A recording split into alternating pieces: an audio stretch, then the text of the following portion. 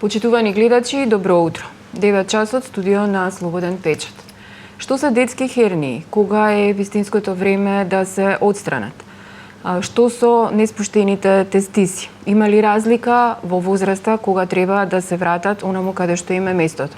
Утрово наши ваш гостин, доцент доктор Ристо Симеонов од приватната болница Аџибадем Систина. Докторе, добро утро. Ви благодарам што ја прифативте поканата од Слободен печат. Добро утро, благодарам за поканата. Поздрав до сите гледачи на Слободен печат. Најавив дел од темите на кои што ќе зборуваме денес. Повод се вашите пакети за детска хирургија кои што ги имате во моментов, но за тоа малку подоцна, најпрво околу интервенциите оперативни кај децата. Кои се најчести и каква е крајот, исходот, секогаш, нели, ве предпоставувам во поглед на успешноста на оперативните запати. Најчести хируршки интервенции во детската возраст се ингвиналните херни или килите, неспуштени тестиси или крипторхизам и акутно воспаление на слепото црево. Така. Херниите се вродена состојба. Тоа е многу битно за родителите да знаат дека хернија или кила кај нивното дете е вродена состојба.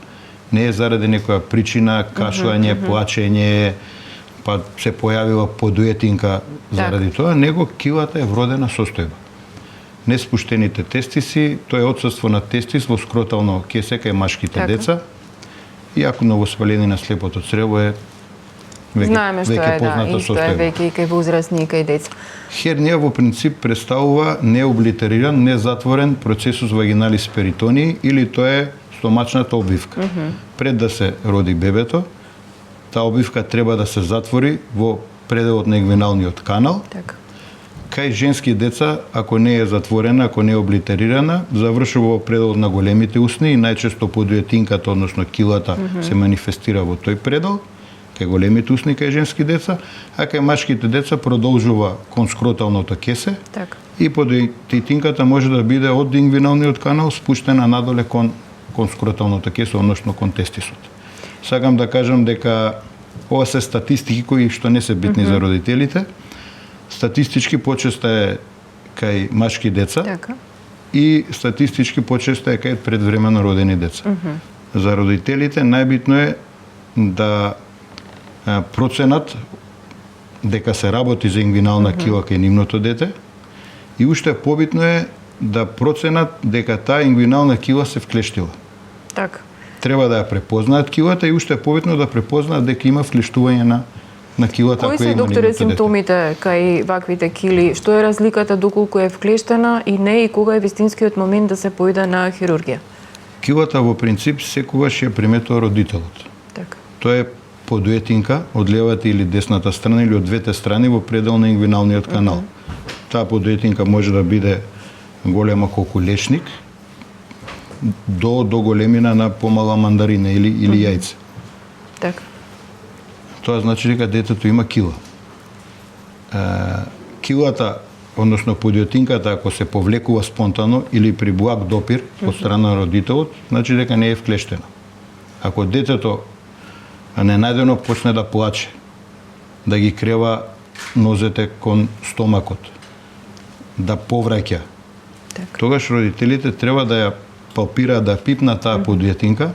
При вклештување, таа секогаш е тврда, не е мобилна, не е подвижна и како притискаат, болката кај детето е уште поголема.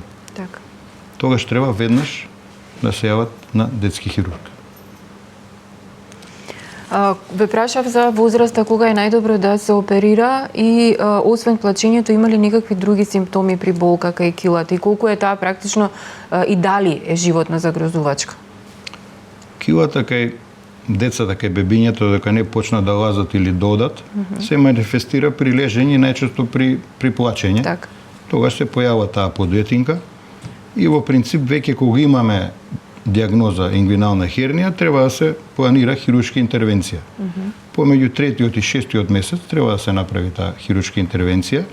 Меѓутоа, ако килата се вклешти и ако не може да се репонира, да се врати назад, тогаш има индикација за итна хируршка интервенција. Затоа што во килната кеса се вклешти орган. Црево, јајник е женско дете и тука нема што да чекаме ако не можеме со манипулација да ја вратиме назад. Веќе децата кога ќе почнат да одат, да трчаат, да скокаат, тогаш килата станува поманифестна. Само сакам уште еднаш да повторам дека килата е вродена состојба. Така, тоа го расчистивме. За животна загрозувачка ве прашав дали е или не е кога ќе се вклешти? Кога ќе се вклешти е животна загрозувачка затоа што треба да се реагира во првите 6 часа од вклештувањето. Така. Околу неспуштените тестиси. Често пати се случува да тестисот заврши во стомачната шуплина. Кога е тука најдобриот период или најсоодветниот кога треба да се направи хируршка интервенција и се почесто, народски кажано, имаме проблем со скротумот, односно со кожичката на пенисот кај малите деца. Да, и тоа уште една состојба честа. Кои што многу често фимоза. Така. За неспуштени тестиси. Детето при самото раѓање веќе треба да ги има двата тестиса спуштени во скротално кесе.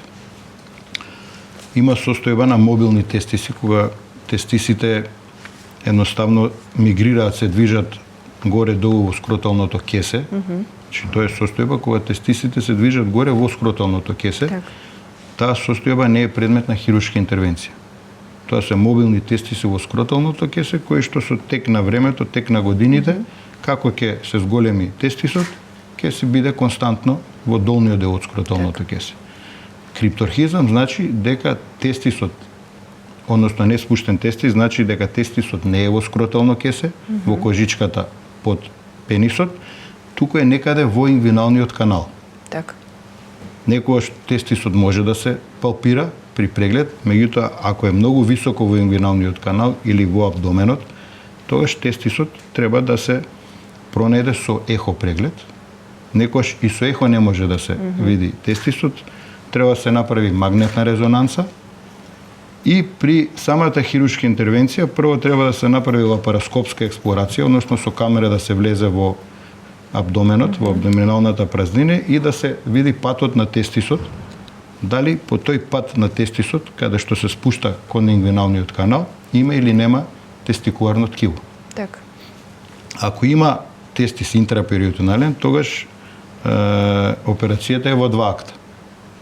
Ако нема, како и да е, се прави експлорација на ингвиналниот канал, да се процени дали има остаток од некакво тестикуларно ткиво и ако тоа е неквалитетно, треба да се отстрани. Затоа што тестисите во пубертет може малигно да алтерираат, многу е ретко, меѓутоа интраабдоминален тумор, малигни, во возраст на 20 години, кај машки деца може да биде причина заради неспуштен тестис. Многу ретко, меѓутоа може да се случи малигна алтерација кај неспуштен тестис. Тоа ми беше следното прашање статистички, она што го прочитав е дека доколку тестисот не си го најде своето место во рана возраст, во детска, може да предизвика и карцином, меѓутоа ми го одговоривте. Уште една, извинете што така? ја прекинав, уште една многу битна работа кај неспуштени тестиси. Ако тестисот не е спуштен во скротално кесе, после првата година, секоја наредна година за 10% опаѓа способноста за оплодување. Односно, за секоја наредна година, за 10% се уништуваат сперматозоидите. Така да веќе на 12-13 години тестисот не е функционален во смисол на плодност. Така. Кога е најидеалната возраст да се направи? Идеална возраст е помеѓу 6-тиот месец и првата година, најдосна до втората година. Така. Околу на следното прашање, следната хируршка интервенција кај деца е кожичката, неотварањето. Ајде да им објасниме пластично на младите мајки што се треба да прават и во кој период после раѓањето и доколку не се отвори главичката на пенисот после известно време, кога е време да се направи оперативен зафат. Најбитно е за мајките и за татковците. Така, добро, во принцип мајките се грижат. Да знаат дека до првата година доволно е кога ќе повлечат кожичката од пенисот да се гледа отворот од кај што мочка машкото дете. Ништо повеќе не треба. После првата година може постепено да ја повлекуваат посилно, за таа малку по малку да се одлепи целосно. Така. До третата година веќе би требало кожичката да биде одлепена. Доколку не се случи. Доколку не се случи тоа, треба да го однесат нивното дете кај детски хирург и со манипулација таа кожичка може да се одлепи. Значи до третата година. До третата. Меѓутоа, до првата година, ништо повеќе од тоа да се гледа отворчето на уретрата од каде што мочка машкото дете. Хајде да се вратиме малку повторно кај неспуштените тестиси. Рековте дека плодноста се намалува до за 50% секоја година. За 10, значи после за првата 10. година, секоја наредна за 10% опаѓа способноста за плодност кај тестисот, значи се уништуваат сперматозоидите. Имате ли вакви пациенти? Еве, кој е најмлад, кој е најстар пациент кој што го имате? Има два тестиса. Так. Со еден тестис може да функционира машко дете без никакви проблеми, без никакви пречки во однос на фертилност, сексуален живот. Так. Меѓутоа, веќе кога имаме еден тестис кој што не е спуштен, не е во ред да го оставиме да пропадне, затоа треба помеѓу 6-тиот месец и првата година, најдозу до втората година, со хируршка интервенција да се спушти во скротална кеса. Так. И последната најчеста интервенција која што ја правите кај деца, тоа е воспаление на слепо црево. Колку е често, колку се случува во детска возраст и кој е најмалиот пациент кај кој што имало воспаление на слепото црево? За родителите битно е да знаат, не секоја болка во стомакот значи воспалено слепо црево. Така. Слепото црево си има карактеристична клиничка слика. Да, започнува со дифузна болка во абдоменот, во стомакот, боли целиот абдомен, меѓутоа после неколку часа таа болка се локализира од десната страна на папокот. Че од десниот долен квадрант се вика, таа анатомска состојба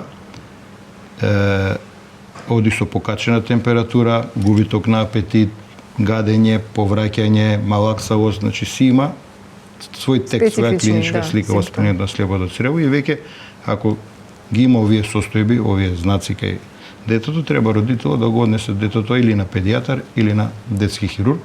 Диагнозата се поставува со физикален преглед, лабораторија, сега имаме и еходиагностика, така да можеме да бидеме сигурни дека се работи за воспалено слепо црево и таквата состојба е апсолутна индикација за хируршка интервенција, односно треба по хируршки пат да се отстрани слепото црево. Кој е најмалиот, најстариот пациент? Проблем се секогаш децата до 3 години, затоа што не може од нив да добиеме анамнеза, не може они да ни кажат што конкретно го боли. Што ги боли, едноставно и при преглед многу е тешко да се направи преглед, детето плаче, го стега абдоменот, стомакот. Затоа, како што реков претходно, еходиагностиката е многу битна, посебно кај децата до 3 години и најчесто кај деца до 3 години при самата операција наодот е перфориран апендикс со перитонит, значи лош наод, затоа што кај нив процесот оди многу побрзо отколку кај повозрастните деца. Колку трае самата операција и колку е опоравувањето? Не ми одговоривте кој ви е најмалиот пациент опериран од слепо црево? Веројатно 2 години, 3 години сум имал пациент на таа возраст, помеѓу втората и третата година, каде што се потврдило спалено слепо црево со перфорација. Хируршката интервенција секогаш се започнува лапароскопски, тоа е една нова техника, минимално инвазивна хирургија, каде што се влегува со камера, со други два работни инструменти, се отстранува слепото црево, низ 3 мали реза на кожата по 5 мм. Ако слепото црево е во фаза на флегмона, воспаление, односно, да кажем, средната фаза од процесот, наредниот ден или после тој ден се пушта дома. Ако е во понапредна фаза од воспалението, останува 3 дена. Ако е фаза на воспаление со перфорација, останува до 5 дена во болница, затоа што треба да прима двојна антибиотска терапија и најчесто кај перфорирани апендикси се става дрен, кој што останува во абдоминалната шуплина 2 до 3 дена. Така. Една препорака, докторе, до младите родители, еде да не ги двоиме на мајки и татковци, кога имаат мали деца од страна на детски хирург. На што се треба да обрнат внимание, освен болестите кои што претходно ги кажавме и состојбите? Зависи од периодот на возраст до првата година, посебно внимание нема потреба кај бебето, освен редовно менување на пелени, состојби кога им растат заби, покачена температура. Веќе од првата година почнуваат да одат, треба да внимаваат да не падне, да не се удри детето, затоа што најчести посекотини се случуваат помеѓу првата и втората година.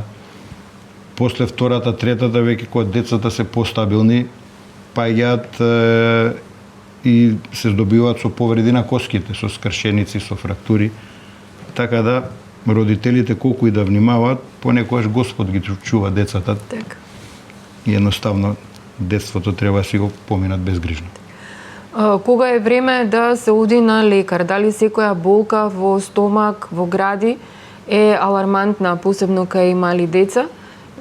Болка како болка не е толку алармантна, меѓутоа ако има и други симптоми покрај болка, секрет од нос, кашлица, покачена температура, така да паметно е при секоја состојба која што отстапува од вообичаената, од нормалната, родителите да одат кај матичен педијатар, па ако има потреба, матичниот педијатар ќе ги прати кај детски хирург ако се работи за хируршки проблем. И за крај на интервјуто, во моментов Аџибадем Систина има некаков попуст, ама вие за тоа околу детската хирургија, зашто конкретно станува збор? Да, болницата Аџибадем Систина од 1 ноември почнува со кампања во наредните 3 месеци со пакети за операција на кила, крипторхизам или неспуштен тестис, воспалено слепо црево и состојба на хипоспадија. Тоа значи дека отворот на уретрата е подолу од анатомското место. Тоа е еден проблем кај машките деца, каде што не уринираат од врвот на гласот, туку уринираат подоле. И тоа е состојба која што бара хируршка интервенција. Докторе, ви благодарам за гостувањето во Слободен печат. Ова беше доктор Ристо Симеонов во утринската програма на Слободен печат. Вие, почитувани гледачи, останете со нашата програма. Очекувајте го издавањето на нашиот весник и секако следете го нашето веб издание. Ви благодарам за вниманието. Ви благодарам и на вас за поканата.